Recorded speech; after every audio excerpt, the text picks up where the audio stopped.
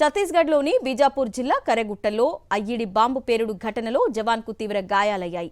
CRPF శిబిరంలో ప్రథమ చికిత్స జరిపి మెరుగైన వైద్యం కోసం బీజాపూర్ జిల్లా కేంద్రానికి తరలించారు. మావోయిస్టుల కోసం కరెగుట్టలో భద్రతా బలగాలు కూంబింగ్ నిర్వహిస్తుండగా ఐఈడీ పేలుడు సంభవించింది. కరెగుట్టలో అడుగడుగున ఐఈడీలు ఉండడంతో భద్రతా బలగాల గాలింపు చర్యలకు ఆటంకంగా మారాయి.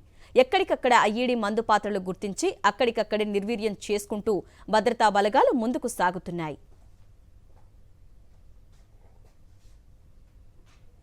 ఛత్తీస్గఢ్లోని బీజాపూర్ జిల్లా కరెగుట్టలో ఐఈడీ బాంబు పేలుడు ఘటనలో జవాన్కు తీవ్ర గాయాలయ్యాయి. సీఆర్పీఎఫ్ శిబిరంలో ప్రథమ చికిత్స జరిపి మెరుగైన వైద్యం కోసం బీజాపూర్ జిల్లా కేంద్రానికి తరలించారు.